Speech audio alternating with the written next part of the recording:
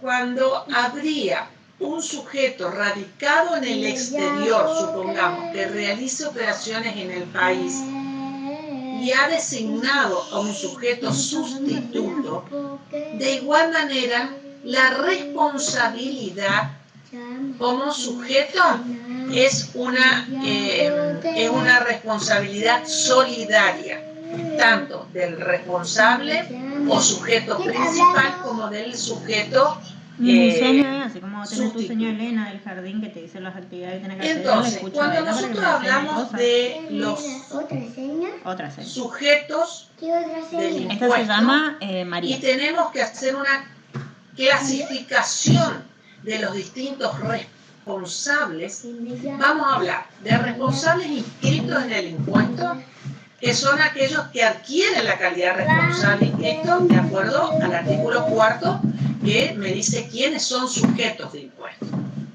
Y aquellos que no opten por ser sujetos porque de acuerdo a sus características y también porque cumplen con los requisitos para ser monotributista, no son sujetos del impuesto, como hablamos en el encuentro anterior, porque los monotributistas no tienen determinadas obligaciones, entre una de ellas es presentar la declaración jurada. Entonces, los responsables inscritos van a estar obligados a inscribirse dentro del impuesto y a su vez a presentar la declaración jurada en forma mensual. Después voy a tener también sujetos que son sujetos del impuesto, pero son sujetos exentos. Pero el sujeto exento es un sujeto cuya actividad está exenta. También porque el producto que está vendiendo, venta o locación de servicio está exento. Estoy escuchando la clase. No obstante, aquel que vende productos grabados y exentos y no califican como monotributista, se deben inscribir en el impuesto y lo que van a hacer es declarar la venta de productos grabados que generan un débito fiscal y la venta de productos exentos. Ese es un sujeto que está exento de ¿qué? No exento de tributar ni tampoco sujeto exento de presentar la declaración jurada. Después, otro tipo de categorización sería el consumidor final, que son aquellos que están destinando la compra de productos o servicios para uso o consumo particular. Por lo tanto, que son cualquiera de ustedes, supongamos, que no tienen una inscripción y compran, ¿no es cierto?, para consumo particular. No están obligados a inscribirse. Pero quien vende a un consumidor final, sí, vamos a ver, que generan en esa venta un débito fiscal. Después, para otro tipo de categorización de responsables, serían los agentes de retención y percepción. ¿Y qué son los agentes de retención y percepción? Son sujetos que actúan por disposición de la ley como su nombre lo dice, retener un impuesto, o sea que actúan como si fueran intermediarios de la FIP, porque en definitiva retienen el impuesto al valor agregado que después van a depositar en nombre de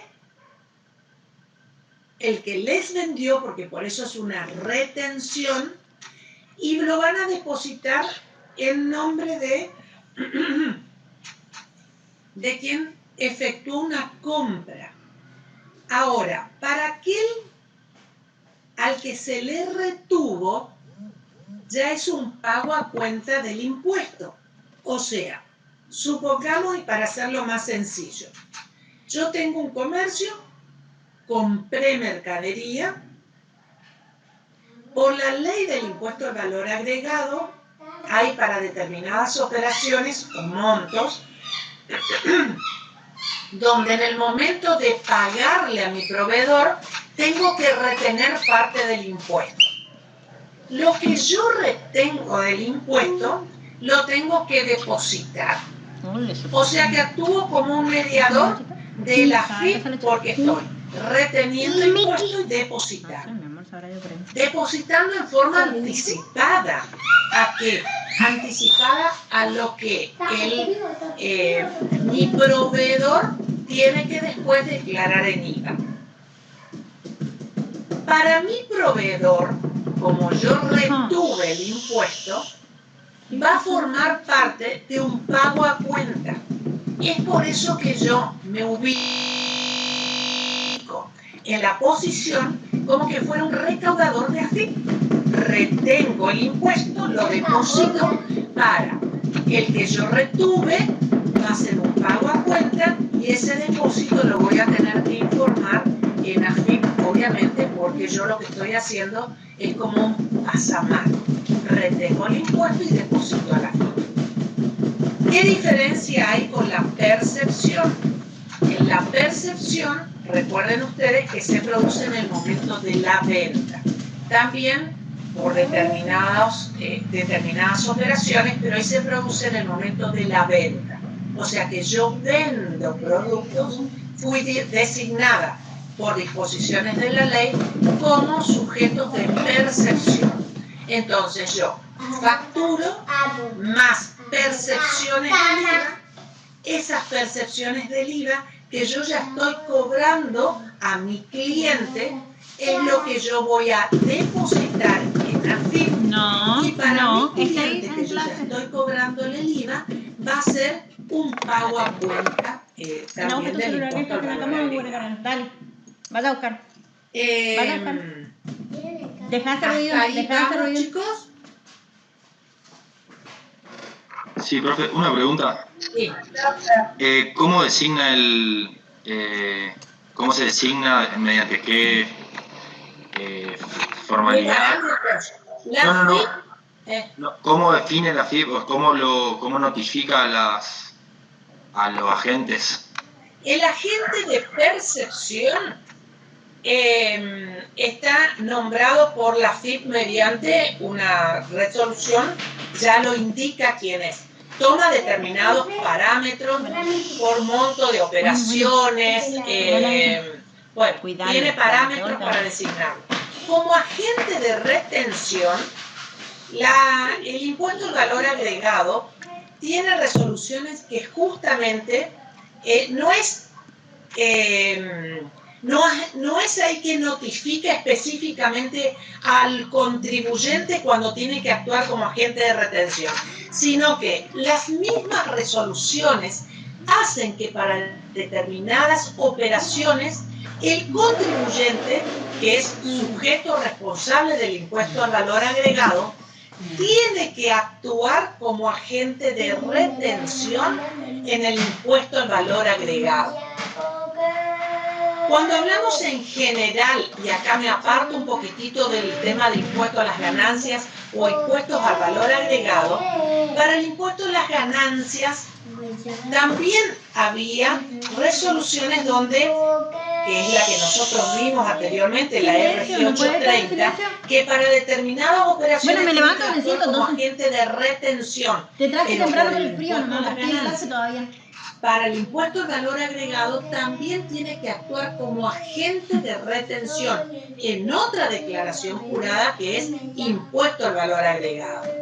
Entonces, de acuerdo a la actividad que tiene el contribuyente, en este caso, la retención o la percepción, o sea, como agente de retención o como agente de percepción, no es una carga impositiva en cuanto a que financieramente no es un impuesto, sino que ¿qué hace el contribuyente que tiene que actuar como agente de retención o que tiene que actuar como agente de percepción?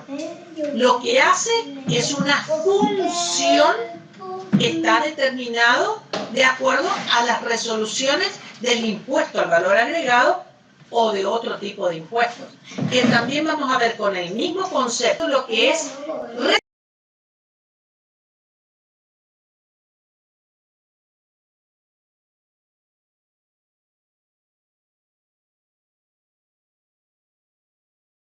retenciones y percepciones.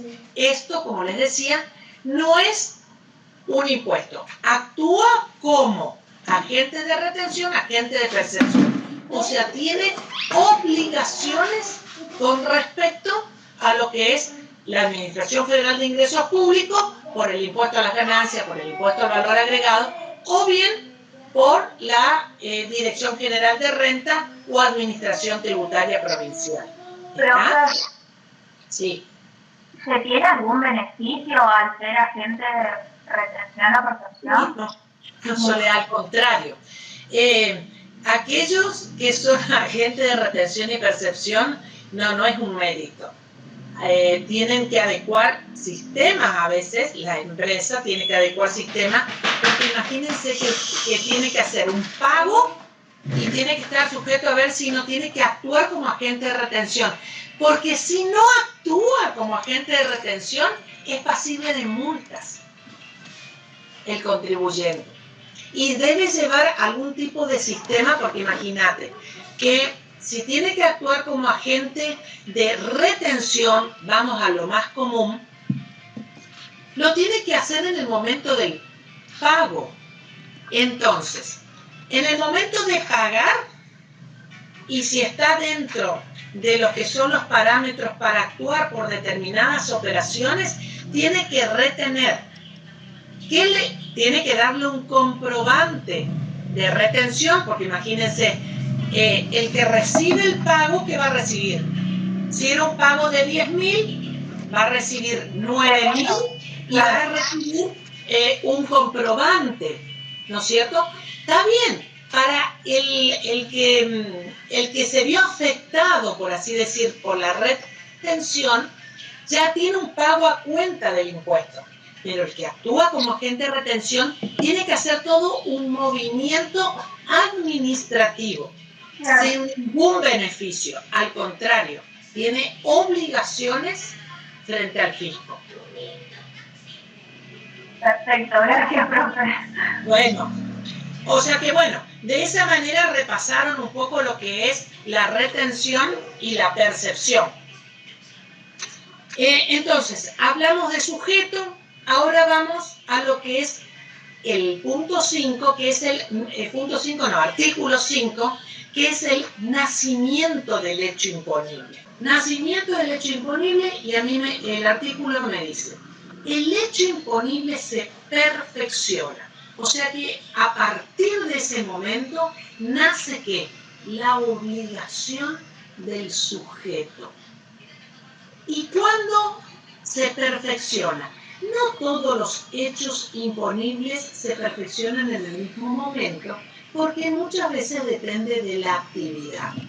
Entonces, nosotros tenemos que en el caso de ventas, inclusive bienes registrables, se perfecciona en el momento de la entrega del bien, emisión de la factura respectiva o acto equivalente, el que fuera anterior. Cuando me dice emisión de la factura respectiva o acto equivalente, acto me dice. Cuando me habla de emisión de factura, obviamente el hecho imponible nace desde ese momento. Acto equivalente sería la entrega del bien. ¿Y mediante qué? Toda entrega de bienes se hace mediante un comprobante. En este caso el comprobante sería un comprobante, ¿cómo habíamos llamado nosotros cuando era factura o documento equivalente? El documento equivalente sería un remito, por ejemplo. Entonces, nosotros estamos hablando, ¿se emite la factura o hay un acto equivalente que es la entrega con un remito o una carta de porte? Entonces, ahí nace el hecho imponible. Cualquiera de los dos, el que sea anterior. Supongamos que yo vendí una mercadería tal No emití todavía la factura, pero emití un remito y ya lo entregué al cliente. En el mes de abril sucedió eso. Lo entregó en el mes de abril. Pero como era 30 de abril, la factura la hizo el 1 de mayo. Entonces, en ese caso, ¿cuándo nació el hecho imponible? Y ahí estoy, con la emisión de la factura o el acto equivalente. La entrega se hizo en abril. Entonces, el hecho imponible nació en el mes de abril. Fíjense que esto hace a qué? A que como la declaración jurada del IVA es mensual, entonces yo tengo todas las operaciones realizadas en el mes de abril, desde el 1 de abril al 30 de abril. Si esta operación no se emitió la factura, pero se entregó el bien, el nacimiento del hecho imponible se produce en el mes de abril.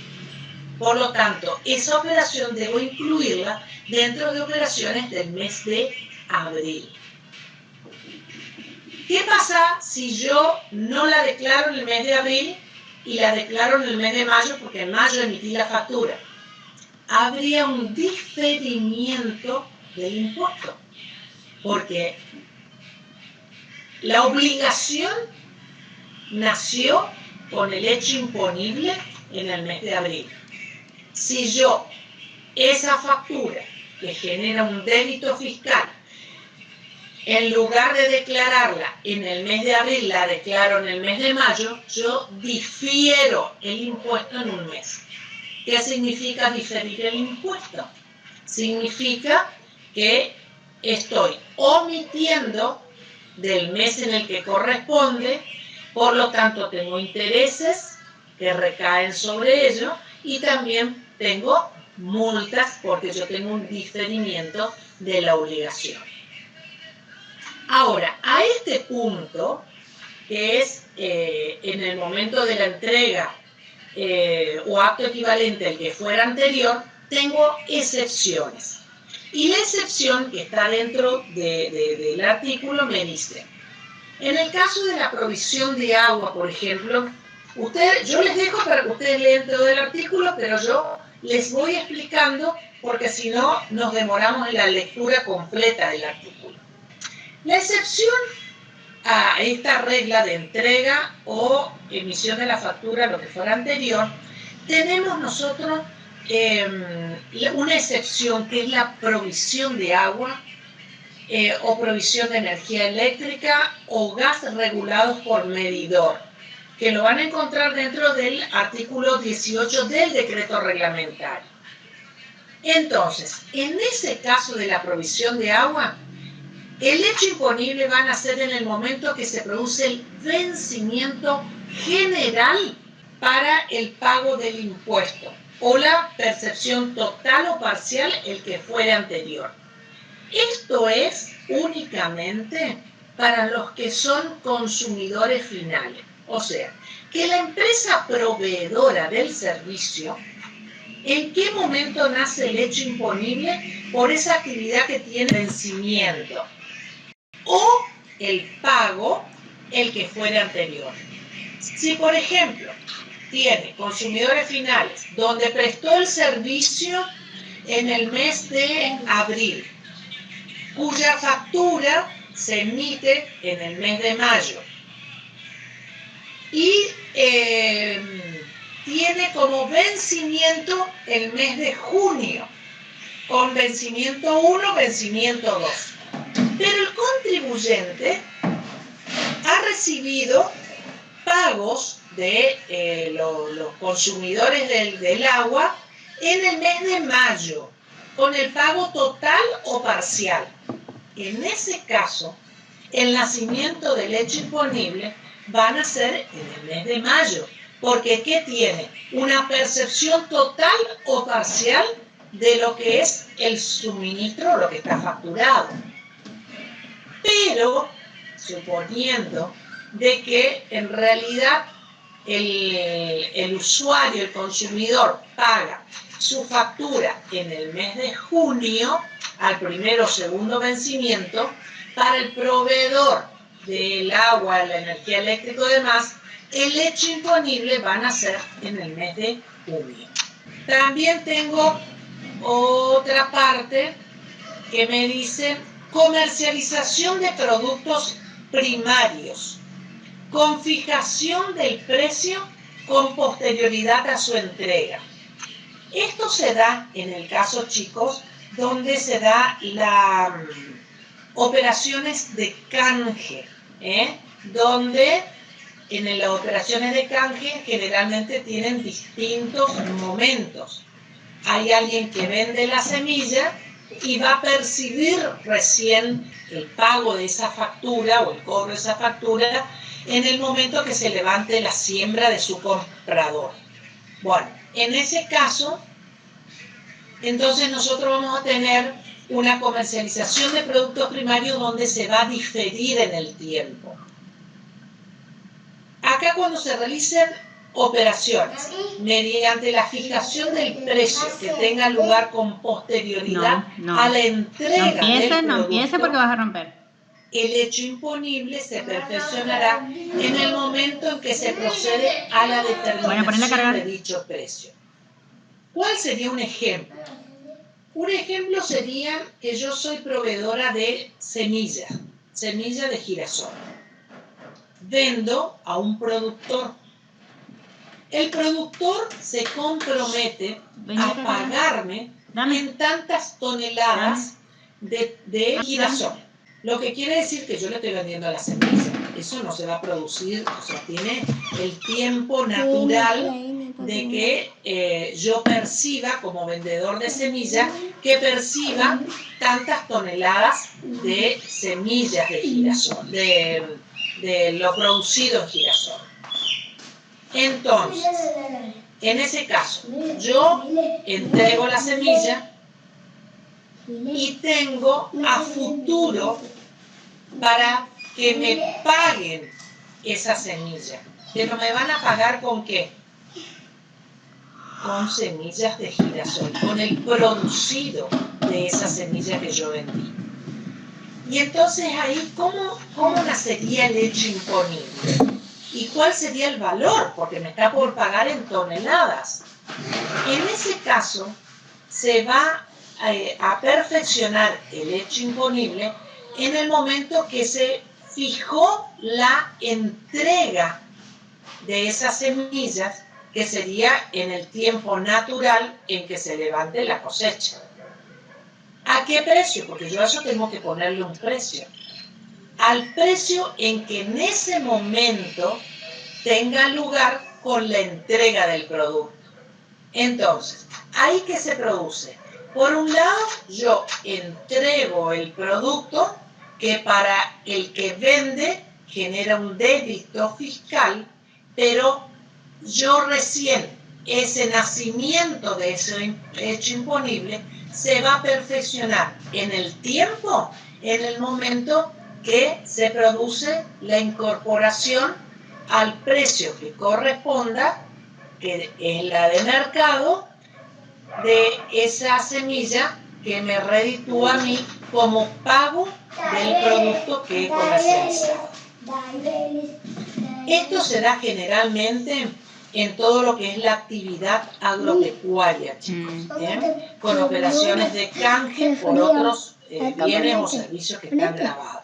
Como dice ahí para la lectura, en el momento que se produzca dicha entrega, idéntico criterio se aplicará cuando la retribución a cargo del productor primario consista en kilajes de carne. Como por ejemplo se produce en un frigorífico el servicio y se le entrega como parte del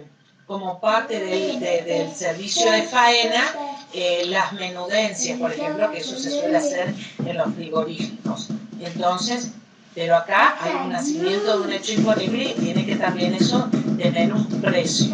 En el inciso B del nacimiento del hecho imponible nosotros tenemos, en el caso de prestaciones de servicio y de locaciones de obras y servicios, cuando nace el hecho imponible, y ahí lo subraya, en el momento en que se termine la ejecución o prestación o en el de la percepción total o parcial del precio, el que fuere anterior.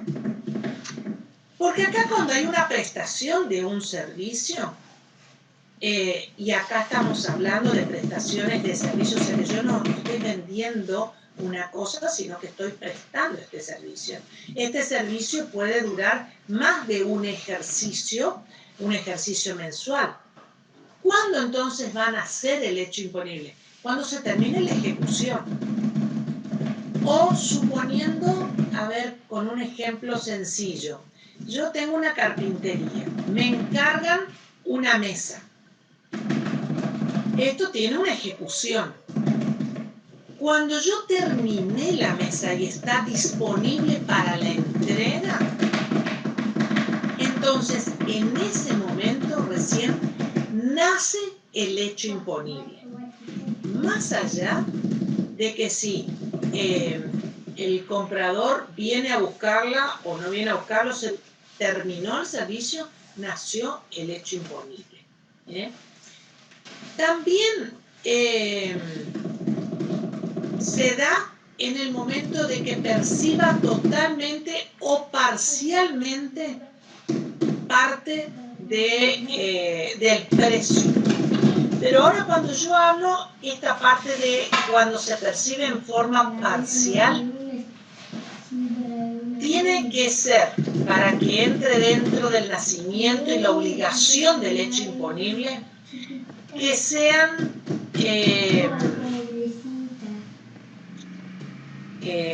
anticipos que congelan precios. En el mismo ejemplo que puse de la mesa, le encargo una mesa. El hecho imponible se va a perfeccionar en el momento de la ejecución total. Pero mi cliente me da un anticipo.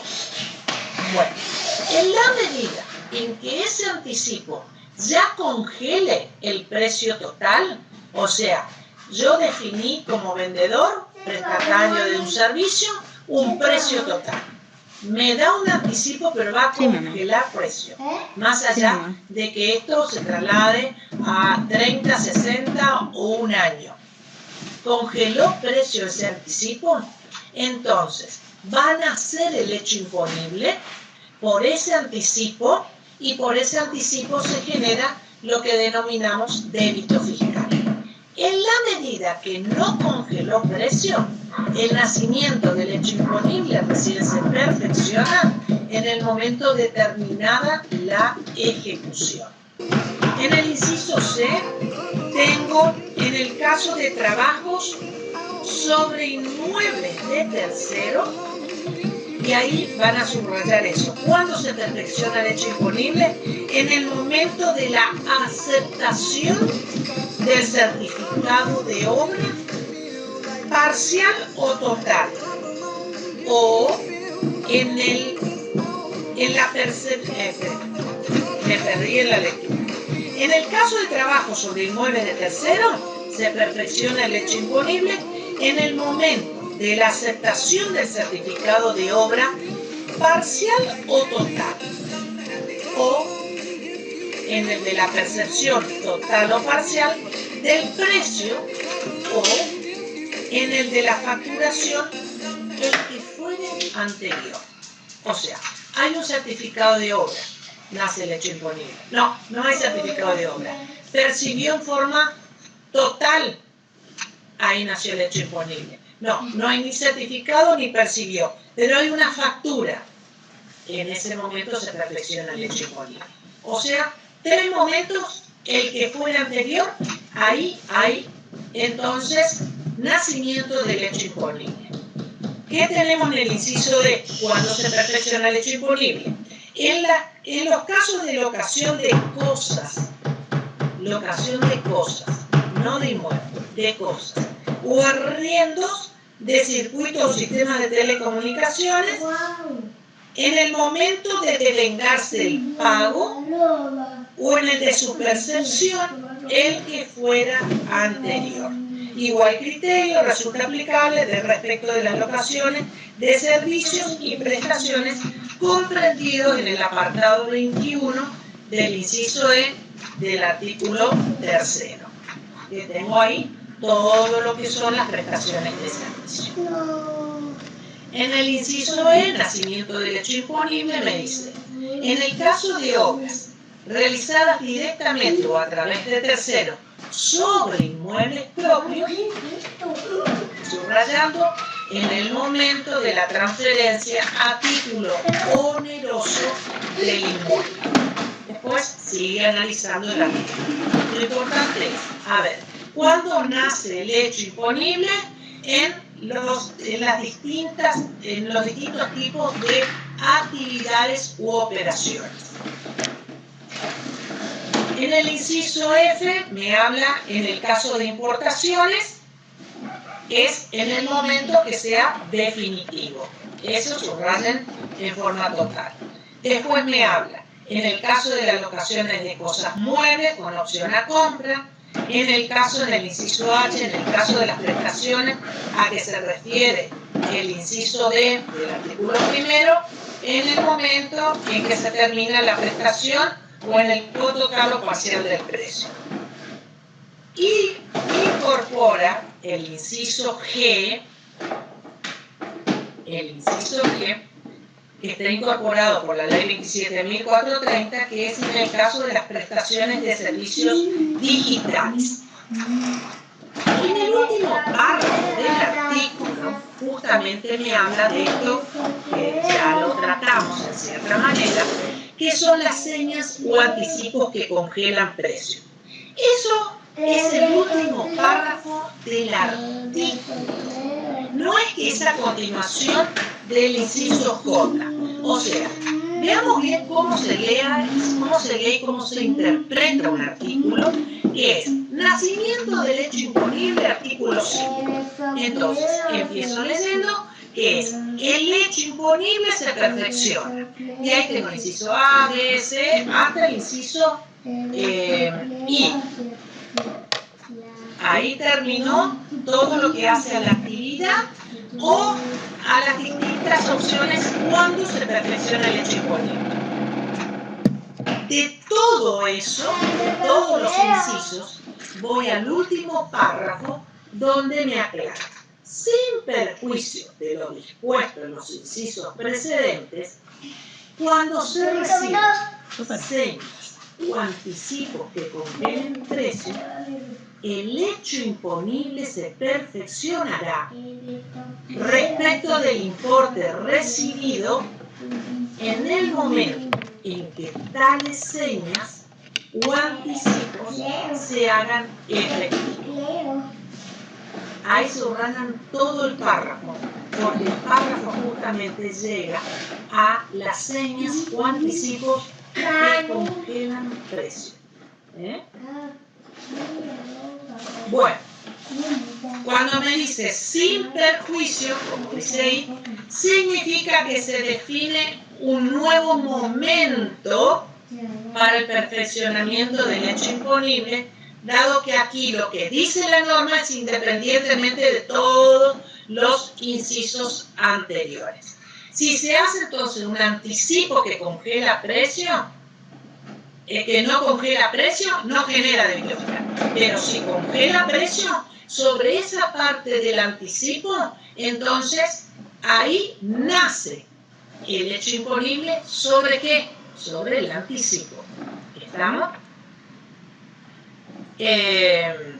Bueno, ¿alguna información sobre, no información, alguna pregunta sobre esto?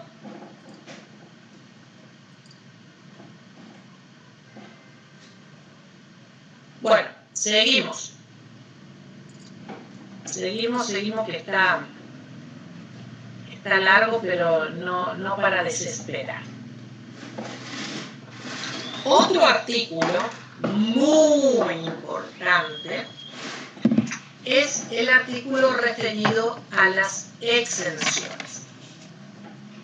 téngase en cuenta acá que para la ley de impuesto al valor agregado, las exenciones son taxativas, o sea, lo que está dentro de la ley está exento.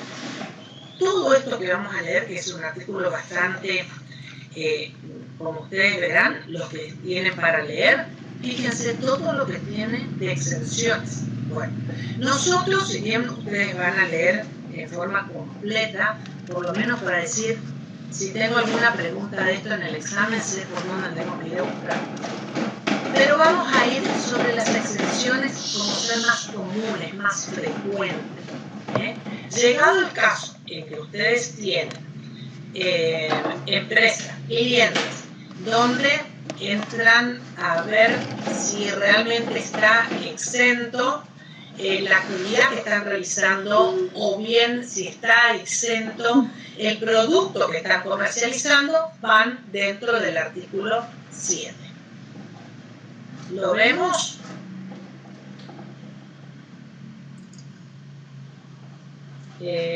Acá. A ver, chicos, me esperan un segundito. Mami, ¿Mm? ¿qué es tu amor? Yo el tuyo, mi cielo. Me porté bien, abuela. Me porté mal en la casa de mi abuela. ¿Sí? ¿Qué hiciste? Y yo le intentaba pegar a mi abuelo. ¿Cómo vas a hacer eso? Los niños no le pegan a los abuelos ni a nadie. No tiene por qué estar pegando, eso es feo. Yo le pego. No, no debes. Sí, vale. Le voy a pegar cuando voy a la casa del abuelo. Le voy a pegar re fuerte, le voy a pegar. Yo le voy a contar a tu abuelo lo que vos estás diciendo y no te va a cocinar más nada.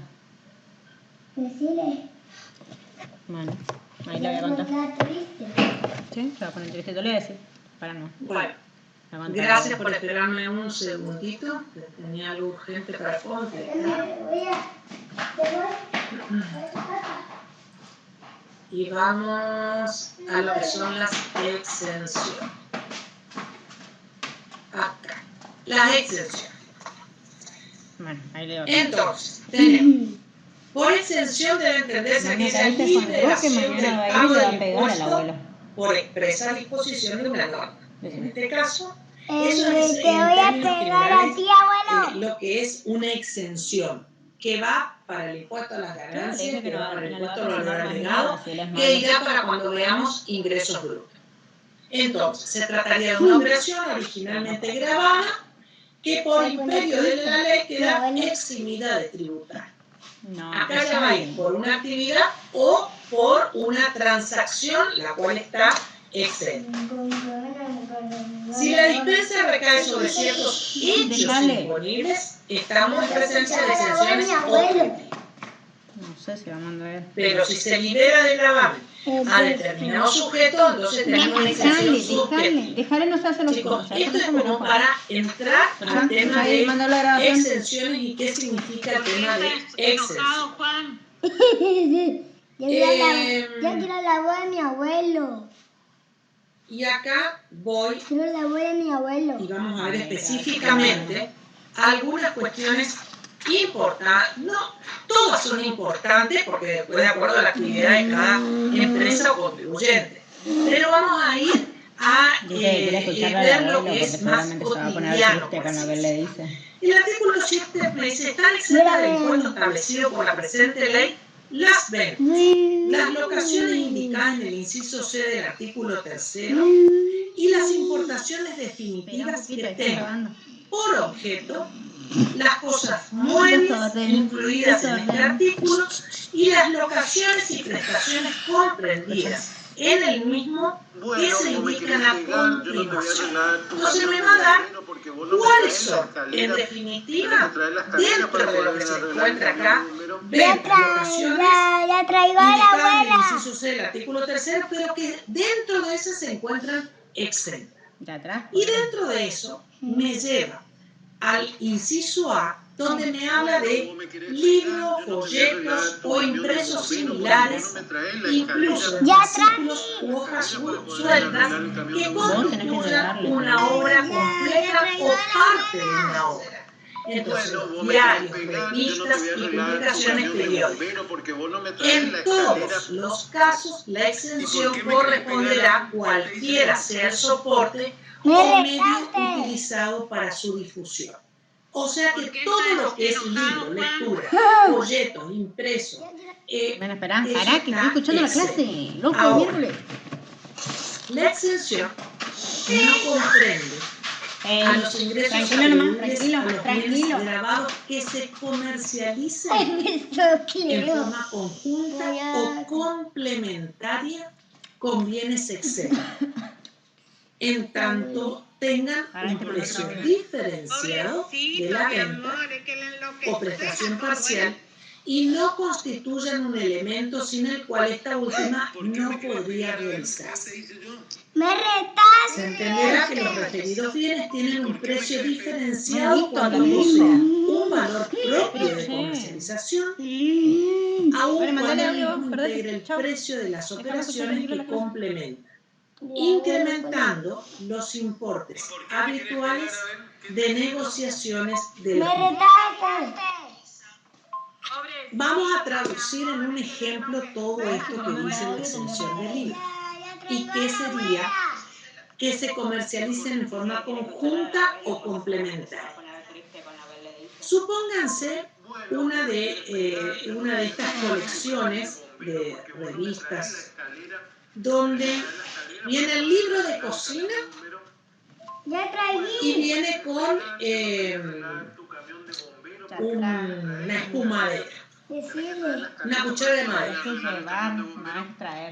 En la medida Vos tenés que llevar en que yo tengo tenés que buscar que ambos ¿Cuál es la voz? tienen un precio que traí. común, o sea, ahí nomás la escuchaste es el audio. el libro de cocina con espumadera, no tiene un precio diferenciado, entonces está exento, porque sigue la suerte de lo principal. En cambio, si tiene un precio diferenciado doble, el libro de cocina sale 600 pesos, pero si lo adquirís con la cuchara de madera, cuesta 700. Ahí tienen precios diferenciados. Entonces, 600 va a costar el libro, 100 pesos va a costar la cuchara de madera, pero esa cuchara de madera va a estar grabada a la alícuota del 21%. Entonces tenemos un producto exento combinado con un producto grabado. Entonces, en la medida que tengan un precio donde no está diferenciado para la comercialización y para la venta, entonces en ese caso sigue la suerte de lo principal y está exento. ¿Qué otra cosa tengo como exención dentro de este artículo? Antes de este, que es el del agua común, que está en otro artículo, que es el inciso F, tengo el inciso B, donde dice que también están exentos todo lo que es sellos de correo, timbres fiscales, todo lo que sea de uso legal. Pero fíjense que me dice también, todo está Viviendo en el desorden. como el papel timbrado, los billetes de banco, títulos de acciones o de obligaciones o títulos similares. No. Pero quiero que subrayen que acá está excluido, por lo tanto está grabado, lo que son los talonarios de cheques y análogos. O sea, las chequeras, la que te provee el banco para la emisión de un cheque, eso está grabado. Otra de las cuestiones es que la tenemos en el inciso F, que me dice exento. El agua ordinaria natural, la leche fluida o en polvo, entera o descremada, sin aditivos. O sea que la leche chocolatada está grabada. Cuando el comprador sea un consumidor final, o sea, la leche está exenta siempre que quien sea el sujeto que la recibe, el consumidor final, o el Estado Nacional, o las provincias, municipalidades, entes descentralizados, los comedores escolares, universitarios, las obras sociales, las entidades que están dentro del artículo 20 de la Ley de Impuestos a las Ganancias, que son asociaciones, fundaciones y demás. O sea, ¿el agua ordinaria natural, la leche está exenta? Sí. Si es sin aditivo. Y siempre que el comprador sea un consumidor final. Depende, no sé por qué Mati me También dentro de este artículo, dentro de este inciso, el F, están las especialidades medicinales. Pero fíjense que me dice a mí que las especialidades medicinales para uso humano, cuando se trate de su reventa por droguerías, farmacias u otros establecimientos autorizados por el organismo competente, en tanto dichas especialidades hayan tributado el impuesto en la primera venta efectuado en el país por el importador, fabricante o los respectivos locatarios en el caso de fabricaciones por encargo. Entonces, aquí, fíjense que está exenta, pero está exenta en cuanto hay una reventa por parte de droguerías y farmacias. Especialidades medicinales para uso humano y van a estar exentas en la medida en que hayan tributado el impuesto en la primera venta, que es en la del importador o fabricante. En ese caso únicamente, y especialidades medicinales de uso humano. Vieron que acá teníamos todo el concepto de consumidor final como el tema de la leche, fluido en polvo, a consumidor final. ¿Dónde tenemos ese concepto de quién es el consumidor final? Lo vamos a tener dentro del artículo 29 del reglamento, o sea, del decreto reglamentario, donde ese consumidor final se considera quién, las personas físicas, es el consumidor final. Por bienes que están alcanzados, o sea, son aquellos bienes alcanzados por la exención destinados a uso o consumo particular, y siempre y cuando no haya una etapa posterior. Porque en el caso, supongamos, de que acá tenemos el ejemplo, una empresa, sociedad anónima, desarrolla la actividad exenta en el IVA y durante el pasado mes adquiere una partida de leche entera para el comedor de su personal. Wow, es una sociedad anónima, adquiere leche para darle al personal.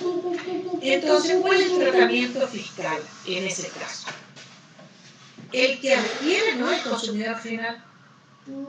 Si bien va a ir para consumidores finales, el adquirente no es consumidor final.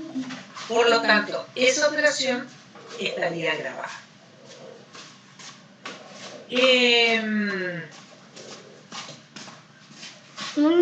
Otra cuestión, el inciso H, que me va a hablar de los servicios y locaciones comprendidas en el apartado 21 del inciso E del artículo 3 que se indican a continuación. Ahora estoy estudiando.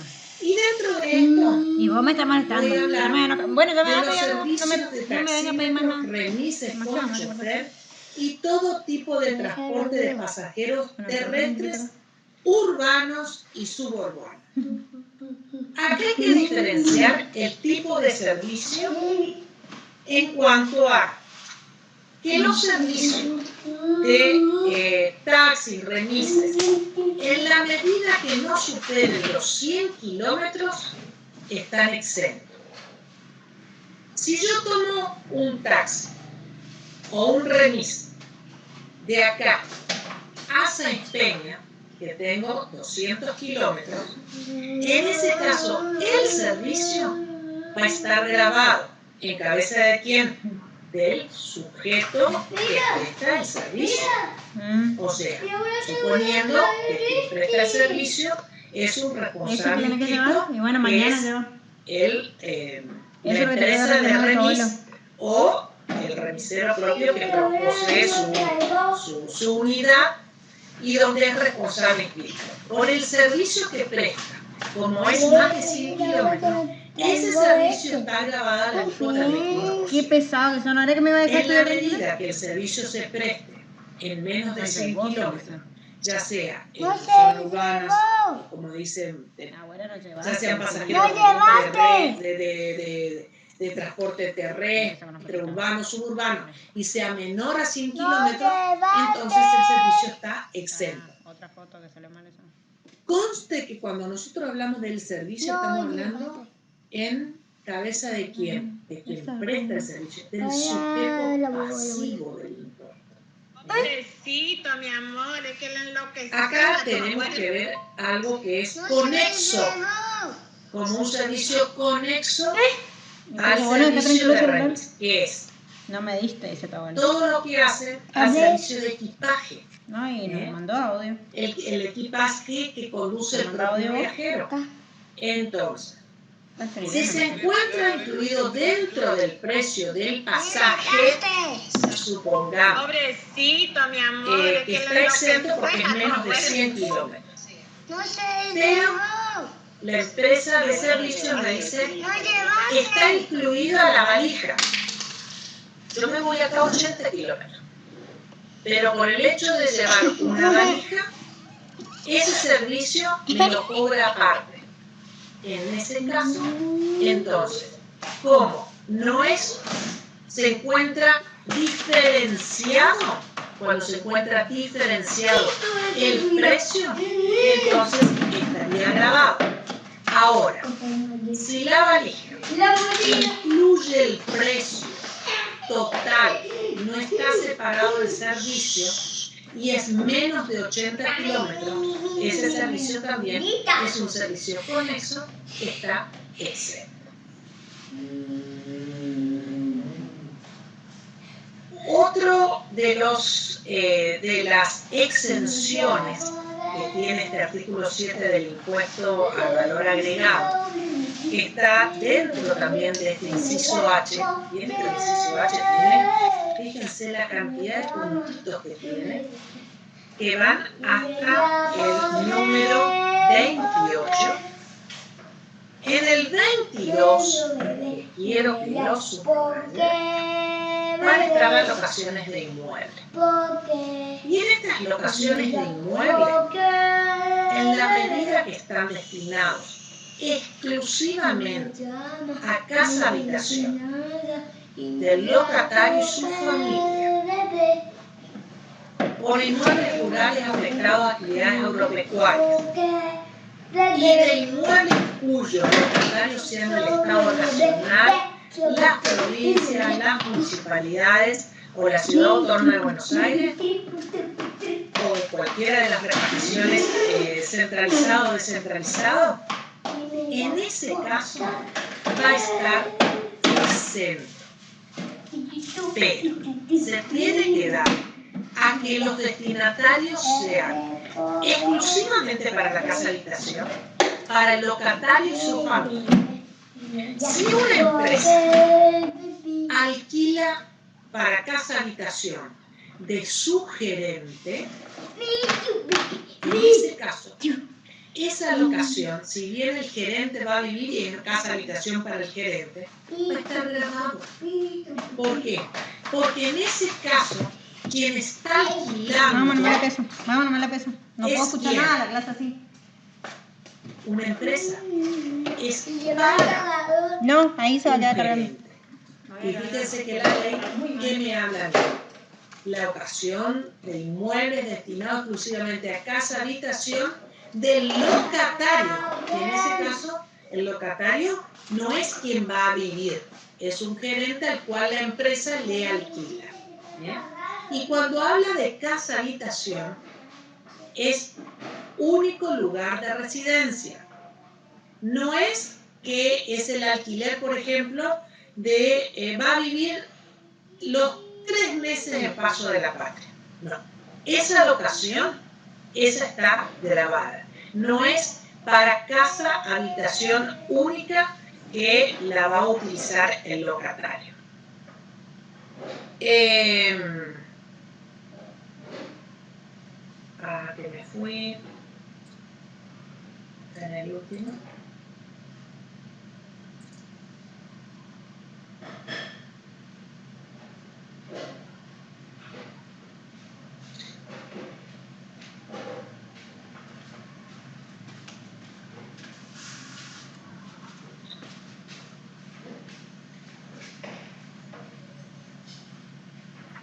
Vamos a qué parte también de los inmuebles están exentos.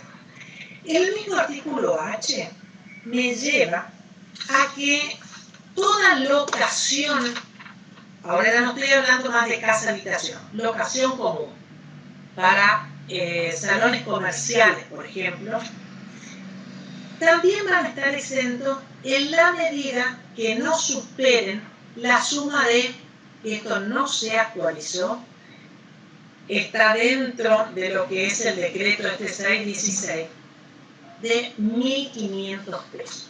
O sea, que si existe una locación por un salón comercial o cualquier otro tipo de locación de inmuebles, donde esa locación sea inferior a 1.500 pesos, entonces también va a estar exento.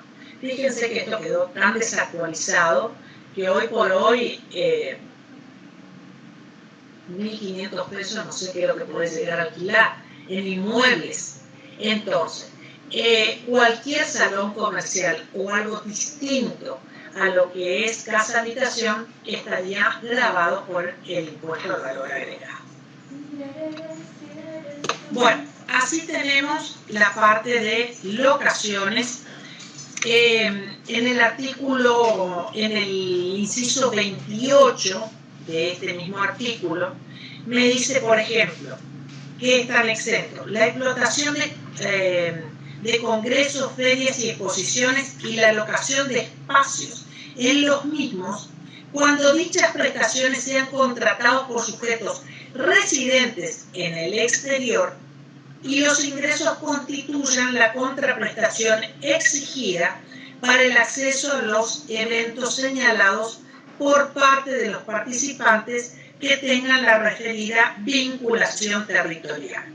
Los sujetos del impuesto al valor agregado comprendidos en el párrafo anterior podrán computar contra el impuesto que en definitiva adeudaran por sus operaciones grabadas el impuesto que por dichos bienes, servicios o locaciones le hubiesen sido facturados de acuerdo a los objetos previstos en el presente apartado. Todo esto me quiere decir a mí que acá me hace referencia, por sobre todo, a los congresos, ferias y exposiciones para la locación de espacios. Y la exención va a venir solamente para todo lo que son residentes en el exterior. De todo este artículo 7, y con la incorporación del punto 29, que el punto 29 fue incorporado también con la reforma de la 27430, también me va a incluir dentro de la exención, cuando hablamos de libros, me va a incluir el acceso y o descarga de libros digitales. Eso también entonces, vieron que la ley se va adecuando a lo que a la tecnología, y a las nuevas actividades que se van presentando dentro del ámbito comercial. En el último párrafo de este artículo también tenemos el concepto de unicidad, que va para todo el artículo 7. Y me dice, la exención establecida en este artículo 7, no será procedente cuando el sujeto responsable por la venta o locación la realice en forma conjunta y complementaria con locaciones de servicios grabados, salvo disposición expresa en contrario. Porque acá tenemos venta, por un lado, y locaciones también de cosas o muebles. Entonces, la excepción establecida en este artículo no será procedente cuando el sujeto responsable por la venta o la locación la realice de forma conjunta y complementaria con locaciones de servicios grabados, salvo disposición expresa en contrario. O sea que por el concepto de unicidad, si lo principal, la actividad principal está grabada, por más que exista algo conexo, exento, que era el ejemplo que yo les di al empezar nuestro encuentro del artículo 3, último párrafo. ¿Se acuerdan cuando yo les dije el restaurante donde estaba incluido el taxi que traía al comensal desde el hotel hasta el restaurante? Bueno, menos de 100 kilómetros, el servicio estaría exento. Pero si es complementario a una actividad grabada, está por el concepto de unicidad todo grabado. Bueno, continuamos. Ahora vamos a ir directamente a lo que es el débito fiscal y el crédito fiscal. Como lo anticipé cuando empezamos con lo que es el impuesto al valor agregado, y como para entender un poquitito más en términos no tan técnicos, decíamos que al producirse el sujeto pasivo del impuesto, al vender o prestar o hay una locación de servicio, por esa venta o esa locación de servicio genera un débito fiscal en la venta y por la compra genera un crédito fiscal. Entonces, primero vamos a ver, y dentro del artículo 11 de la ley, lo que sería el débito fiscal. Vamos al artículo 11, donde nos va a hablar sobre el débito fiscal. Les voy a compartir pantalla. Ahí. La ley del IVA, entonces, comienza por definir la base del cálculo del débito fiscal, base de cálculo, ¿dónde? En lo que ya vimos que era el artículo 10, donde nos decía cuál era la base imponible. Entonces, ahora dentro del artículo 11 nos va a establecer lo que es el débito fiscal y cómo se determina el débito fiscal. O sea, vamos a partir de ¿qué? Del precio neto. ¿Dónde tenemos el precio neto? Dentro del artículo 10, que es la base imponible. Entonces, el precio neto grabado por la alícuota del IVA, que la alícuota del IVA la vamos a ver después en el artículo 28, que son las distintas tasas, eso nos da como resultado lo que es el débito fiscal. Luego, en el segundo párrafo del artículo 11, se hace referencia al débito fiscal calculado en la forma que indica como un impuesto así obtenido. O sea, el impuesto así obtenido surge ¿de qué? Surge del precio neto grabado por la alícuota establecida en el artículo 28. El artículo 11 de débito fiscal Me dice, a los importes totales de los precios netos de las ventas, locaciones, obras y prestaciones de servicios y gravados a que hace referencia el artículo 10, imputables al periodo fiscal que se liquide. Recuerden que el periodo fiscal que es del mes, donde hay una excepción para las pymes o para los agropecuarios, que después lo vamos a ver, que puede ser determinación mensual con pago anual, pero el periodo fiscal es mensual. Imputables al periodo fiscal que se liquida, se aplicarán las alícuotas fijadas para las operaciones que den lugar a la liquidación que se practica. Entonces, cada operación va a generar un débito fiscal. ¿A partir de qué? De un precio neto. Ese precio neto multiplicado por la alícuota a la que está grabado el producto, para eso vamos a ir después al artículo 28, corresponde entonces de esa manera tener el débito fiscal por cada una de las operaciones. Ese total de débito fiscal que se imputa al periodo mensual, yo voy a deducirle lo que se denomina el crédito fiscal. Entonces, débito fiscal que surge por la venta y el crédito fiscal que va a surgir por la compra. Siempre estamos hablando de sujetos pasivos del impuesto. O sea que acá estamos hablando de responsables inscritos que tienen su obligación de la presentación de la declaración jurada en forma mensual. Me dice el artículo 12, siguiente, con respecto al crédito fiscal. Del impuesto determinado por aplicación de lo dispuesto en el artículo anterior, o sea, del débito fiscal, se restará el crédito fiscal que se origine por las siguientes cuestiones. Y ahí el artículo 12 me va a llevar a distintos incisos, como ustedes verán, que es el inciso A y el inciso B.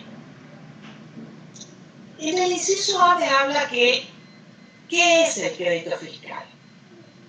El gravamen que en el periodo fiscal que se liquide se le hubiese facturado por compra o importación definitiva de bienes, locaciones o prestaciones de servicio, incluido el proveniente de las inversiones que pude haber hecho por bienes de uso, y hasta, y eso es lo que quiero que subrayen en la ley de ustedes, hasta el límite del importe que surja de aplicar sobre los montos totales netos de las prestaciones, compras, o en su caso sobre el monto imponible, sobre el total de las importaciones definitivas, la alícuota a la que dichas operaciones hubieran estado sujetas en su oportunidad.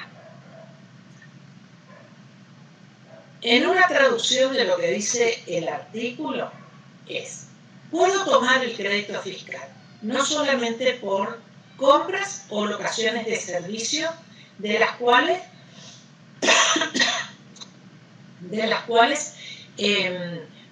sean siempre para relacionados a la actividad, sino que también puedo tomar el crédito fiscal sobre inversiones que yo haga de bienes de uso. Compro un utilitario, compro una máquina, compro una registradora fiscal que no es para la venta, pero lo voy a utilizar como bien de uso. También puedo tomar el crédito fiscal siempre que esté relacionado esa inversión o ese bien de uso a la actividad. Pero acá me habla del límite del importe que surge. Y ahí es lo que se denomina la ley de tope. Lo que quiere decir que si me facturaron una operación que era de 1.000 pesos a la alícuota del 21%, el crédito fiscal sería ¿de cuánto? De 121. Pero me facturaron por X motivo 180. ¿Cuál es el crédito fiscal que yo voy a poder tomar o por la cual yo voy a, lo que voy a hacer es voy a restar del débito fiscal? ¿Los 180? No. Hasta el límite del importe que surja de aplicar sobre el monto neto la alícuota que corresponda. O sea, esa es la ley de tope. Yo puedo únicamente hacer valer ese crédito fiscal sobre los débitos fiscales al tope que es 121.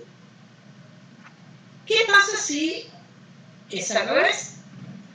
Me han facturado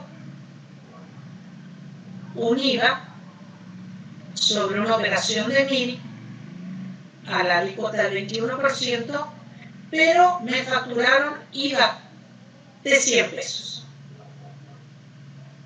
El importe que yo voy a tener que apropiar como crédito fiscal va a ser de 100. O sea, si es superior el IVA que me facturaron, tengo hasta el límite. Pero si me facturaron un IVA que para mí va a ser crédito fiscal inferior, tengo que tomar sobre ese importe inferior.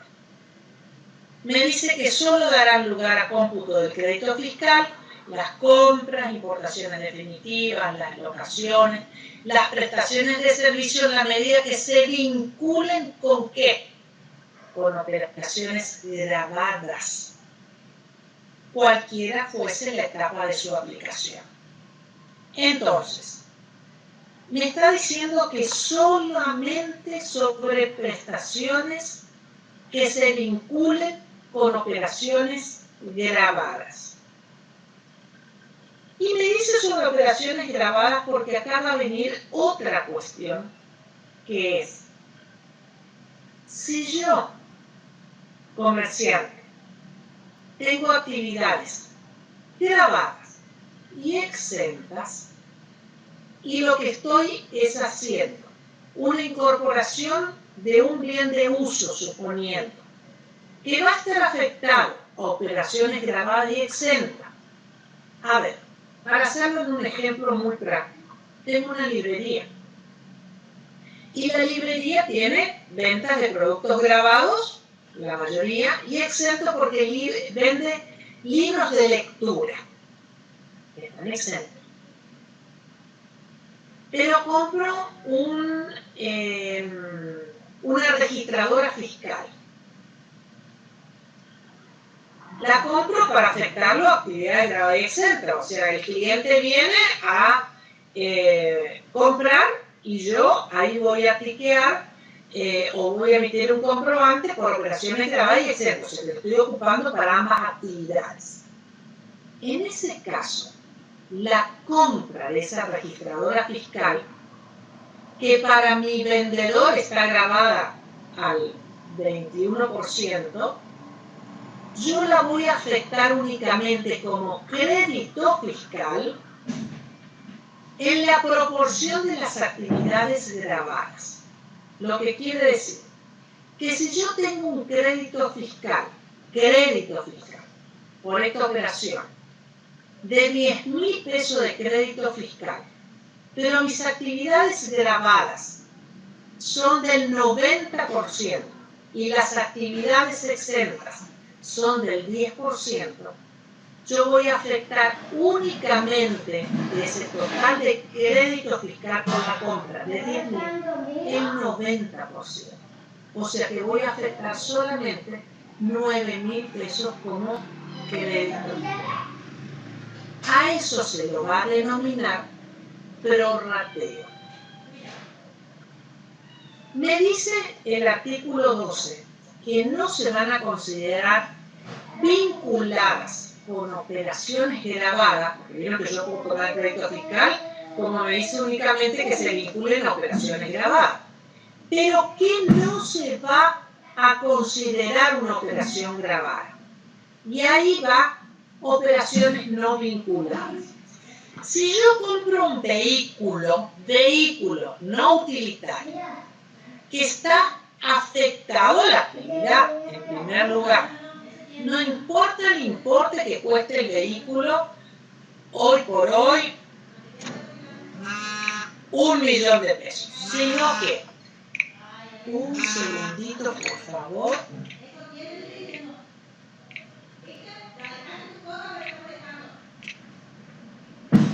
¿hola? Sí, pero sabes que te hablo dentro de un ratito porque estoy dando clase de régimen. Bueno, dale, termino la clase de contador y te llamo.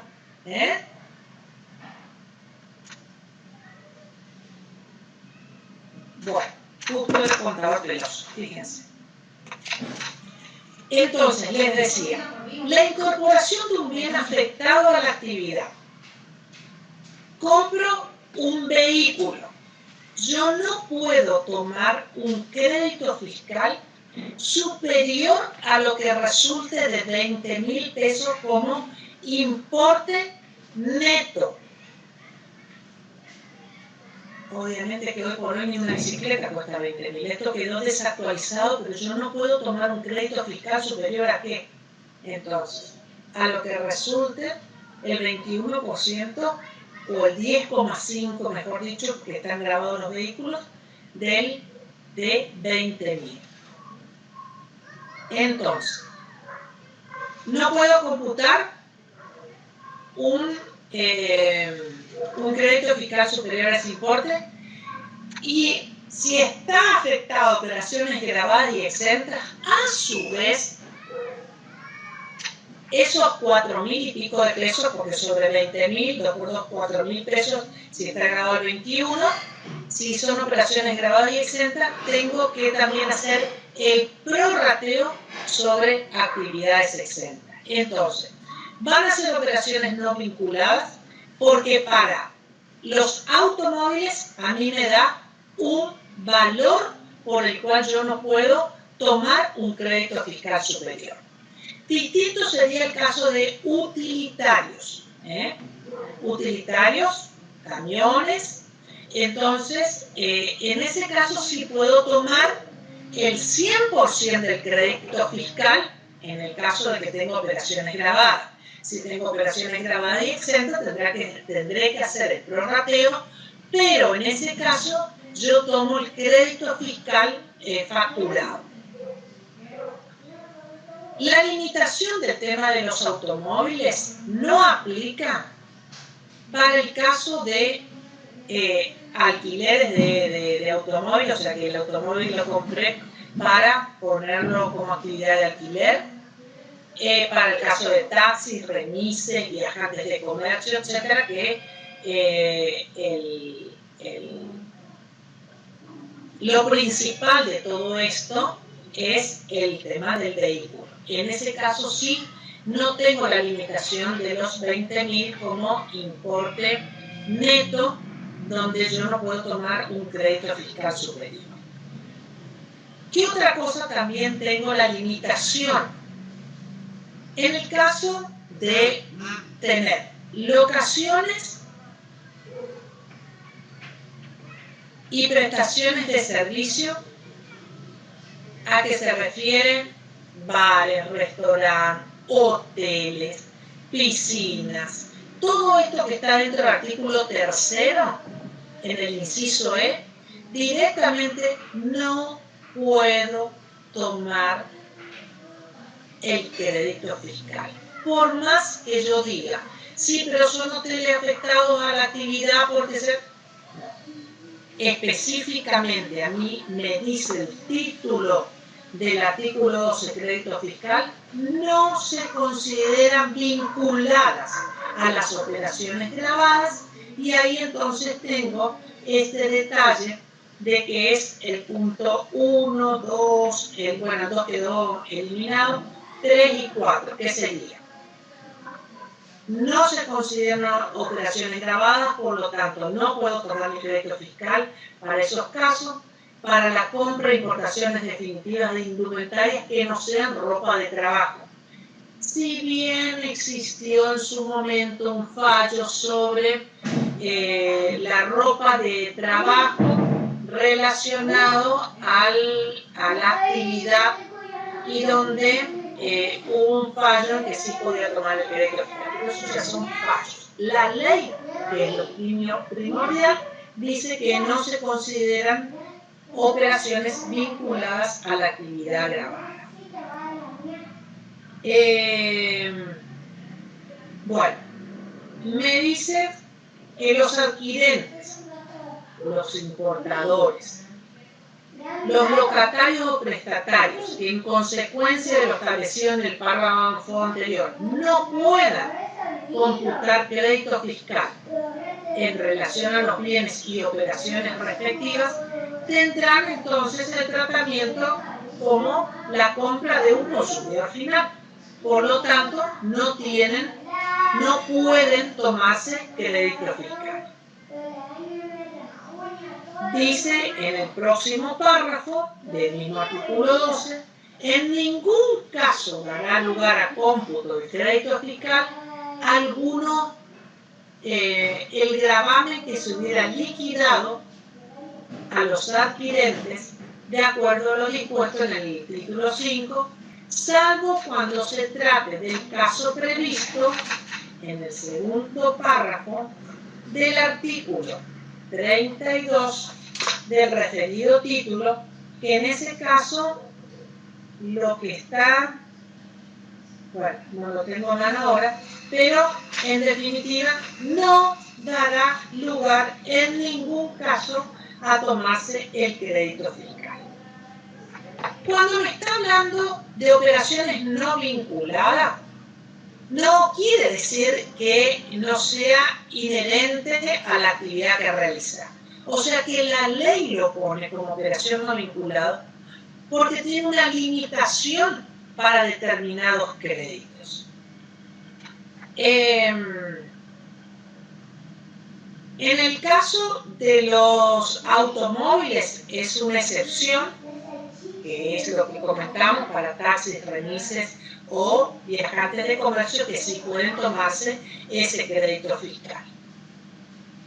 Ahora, ¿cuándo voy a computar el crédito fiscal? Nosotros vimos hoy lo que era el débito y en qué momento se perfecciona el hecho imponible. Ahora, el crédito fiscal únicamente lo voy a poder computar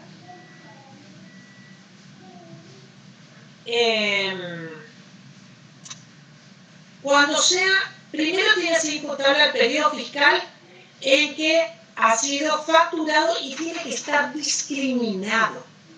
No puedo tomar un crédito fiscal presunto, si bien existe, pero para otro tipo de actividades, que es la habitualidad de compra-venta de bienes usados. Pero si no, el crédito fiscal tiene que estar discriminado.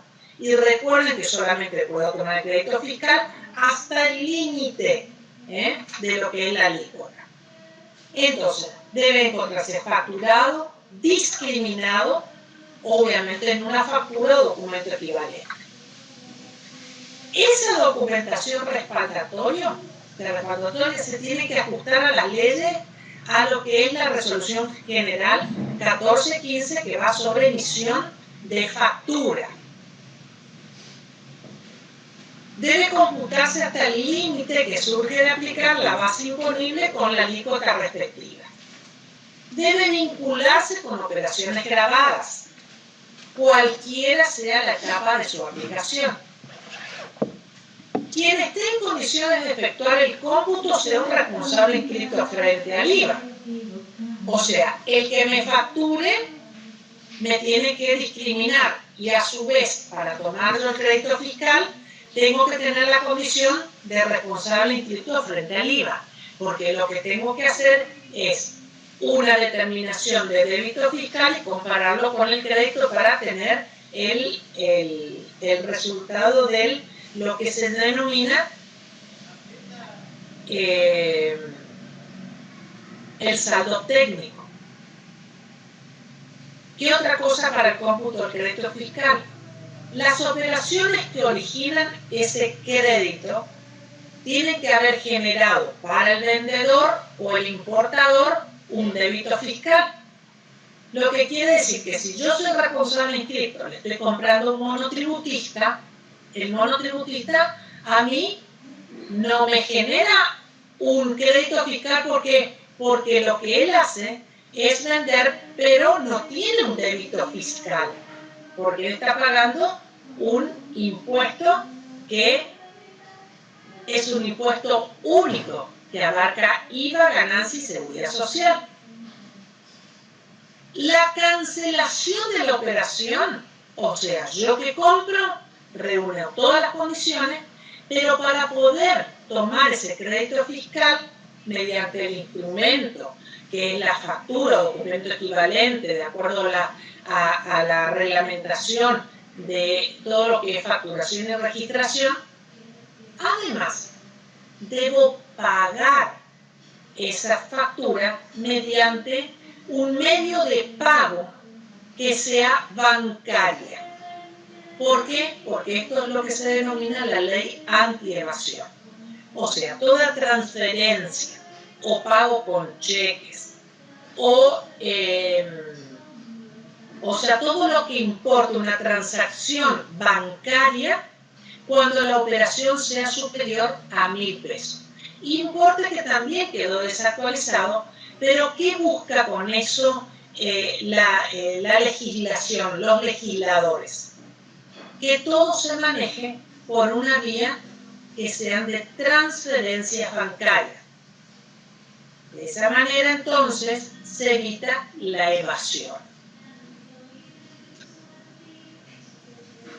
Cuando hablamos hoy del prorrateo, cuando tengo operaciones grabadas y operaciones exentas, eso está determinado dentro del artículo 13. Y este artículo 13 me dice, en definitiva, que yo tengo que estimar la proporción de las ventas grabadas y exentas para poder apropiar el crédito fiscal que corresponde. Yo puedo ir estimando, ¿de acuerdo? Porque el crédito fiscal lo tengo que tomar todos los meses. Entonces yo puedo ir estimando mensualmente a lo que finalizado el periodo fiscal, que ahí es de 12 meses, yo lo que puedo hacer es un ajuste, porque obviamente puedo tener meses con mayor ventas grabadas y veces que tengo más ventas exentas, o sea que los porcentajes pueden ir variando. Como sujeto pasivo del impuesto yo puedo ir estimando, pero sí al finalizar el periodo fiscal tengo que hacer un ajuste, o sea, ahí sí tomo las ventas de todo el año donde tengo que proporcionar ventas grabadas exentas y de esa misma manera también tomo el crédito fiscal y digo todo que era el crédito fiscal. Entonces, de hecho, del total de crédito fiscal solamente puedo tomar un 85% del crédito fiscal porque la relación con las ventas grabadas fue de un 85%. A eso se lo va denominando un crédito fiscal por prorrateo, pero a su vez el ajuste del crédito fiscal al finalizar el periodo fiscal anual. Si en esta estimación que yo hice fui tomando más crédito fiscal del que corresponde al finalizar todo ese periodo, lo que voy a tener que hacer es que devolver ese crédito fiscal. ¿Y cómo devuelvo el crédito fiscal? Lo devuelvo mediante la declaración jurada, obviamente, pero transformando esa diferencia en un débito fiscal. Si yo fuera al revés, hice la proporción, tomé menos crédito fiscal del que correspondía de acuerdo a los porcentajes de ventas grabadas, lo que voy a hacer en ese último mes es tomarme esa diferencia que no tomé de crédito fiscal en ese último periodo. Las estimaciones del prorrateo para que ustedes luego lo lean, están dentro del artículo 53 del decreto reglamentario. ¿Qué me dice la ley de impuesto a las ganancias con respecto al periodo fiscal? Que el impuesto se liquida y se abona por mes calendario en base a la declaración jurada. Ya habíamos hablado, o les había dicho, que las declaraciones juradas del impuesto al valor agregado se hacen mediante la web, o sea que el contribuyente, mediante su clave fiscal, ingresa a lo que es la plataforma web de la AFIP y dentro de eso tiene un servicio donde hace a que presente la declaración jurada. Hay dos etapas. Una etapa que es la presentación formal y luego el pago, que para realizar el pago hace un volante especial de pago, lo que se denomina el BEP. Y de esa manera abona el saldo de declaración jurada.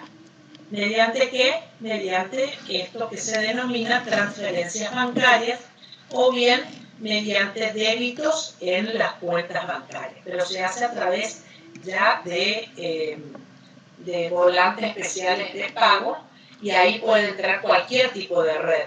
Mediante Redlink, Banelco, Interbanking. Bueno, ¿qué me dice el artículo 27 en cuanto a este periodo al periodo de liquidación? Me va a hablar que el impuesto que va a resultar desde el artículo 11 al 24 se liquidará y abonará en el mes calendario. ¿Mediante qué? Mediante, decía, formulario oficial, al que el formulario oficial es entrar con la presentación en la web. Ahora, les decía que las actividades agropecuarias o la importación de cosas, muebles y servicios pueden tener lugar a la presentación sí en forma mensual, pero el pago en forma anual. O sea, que van a presentarse las declaraciones juradas y el pago se hará en forma anual. Obviamente que tiene que reunir de varios requisitos, no es que cualquiera puede decir no voy a optar por presentar la declaración jurada y a fin de año recién voy a pagar el saldo de la declaración jurada. Lo mismo hacen opciones las pymes. Bueno,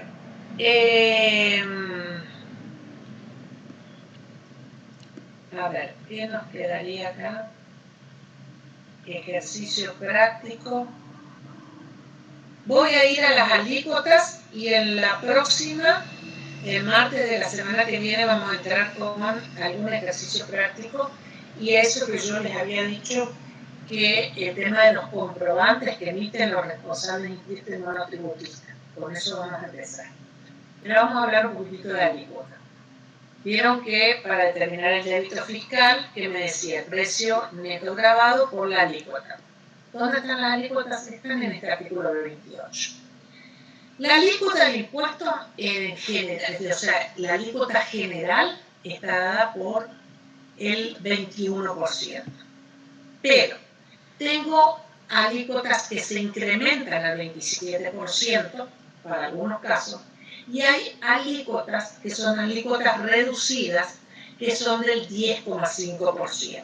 Entonces me dice el artículo, la alícuota del impuesto será del 21%. Esta alícuota se incrementará al 27% para las ventas de gas, energía eléctrica y agua reguladas por medidor y demás. Por el otro lado, dice, en el párrafo 1, 2, 3, en el cuarto párrafo, estarán alcanzadas por una alícuota equivalente al 50% y ahí empieza con locaciones del inciso D del artículo 3. Y fíjense que yo tengo el inciso A, A1, B, C, D, E, y así sigue hasta el inciso L, donde me va a dar específicamente quiénes están grabados al 10,5%. Y dentro de ese 10,5, que es el 50% del 21, fíjense que está la mayoría de todos los que son locaciones o lo que hace la actividad agropecuaria. También voy a tener dentro de esto un inciso que va a estar dentro del inciso B, que me habla de las siguientes obras, locaciones y prestaciones de servicios vinculados a la obtención de bienes comprendidos en los puntos 1, 3 y 5 del inciso A. Y dentro de eso, fíjense que está relacionada a la parte agropecuaria, las labores culturales, o sea, todo lo que sea preparación, rotulación del suelo, lo que siembra, la aplicación de agroquímicos, los fertilizantes, las cosechas. Y también dentro del artículo C, a ver si lo tengo acá,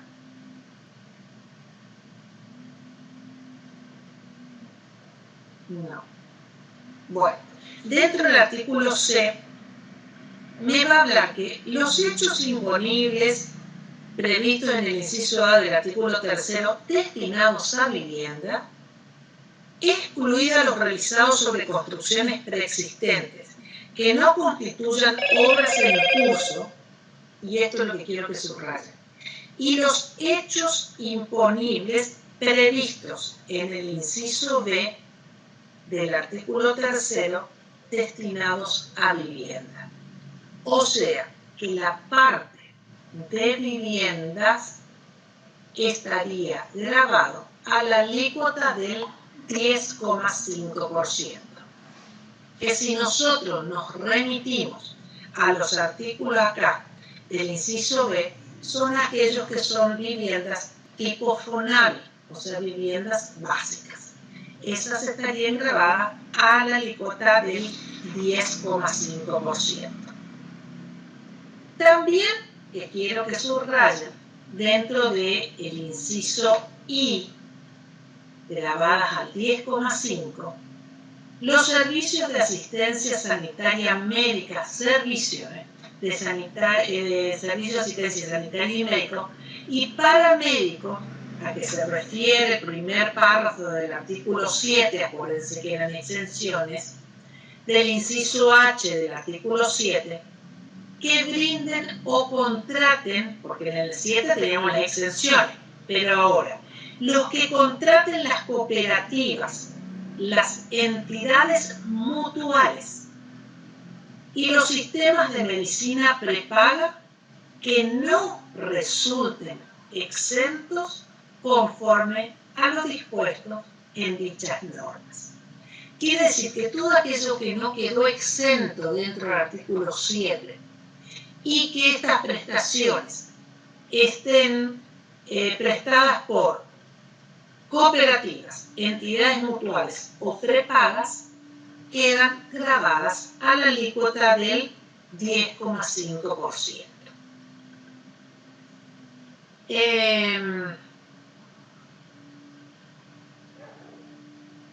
Con respecto a las exportaciones están exentas en el libro.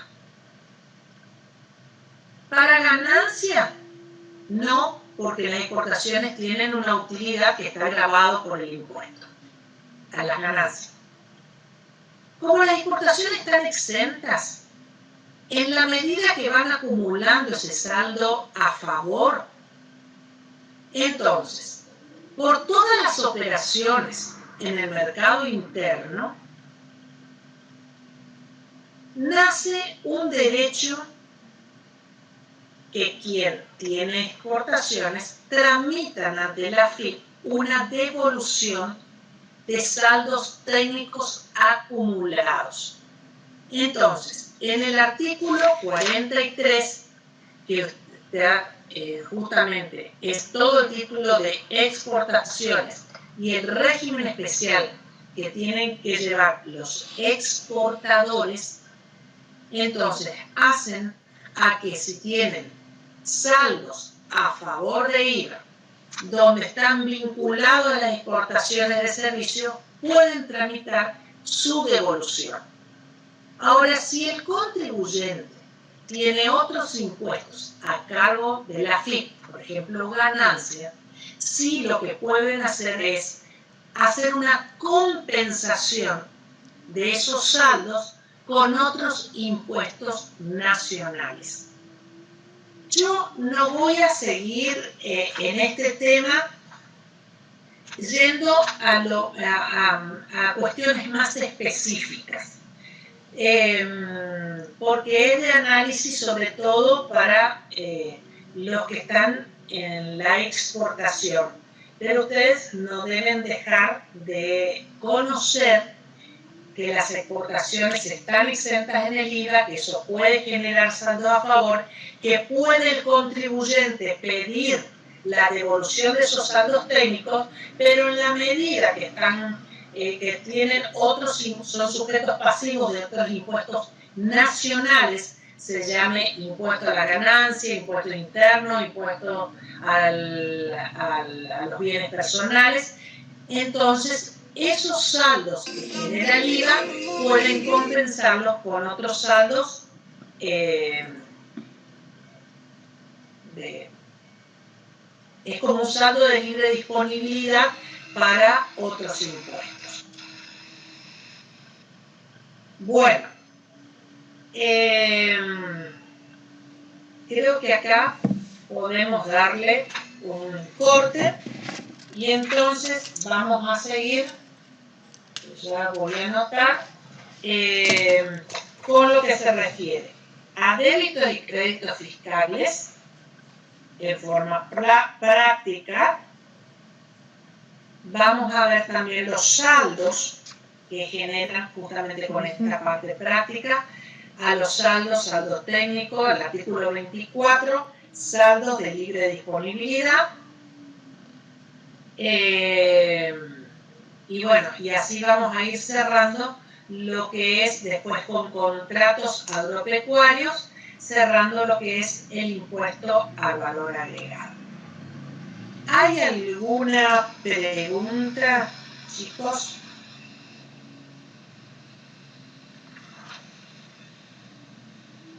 Una consulta más, profe. Sí. Cuando usted dijo en el artículo I del inciso I del artículo 28, de la parte de servicio de asistencia sanitaria, dijo que era del 10,5, ¿no es cierto? Sí, siempre y cuando no esté en el centro. Claro, eso no era. Sí.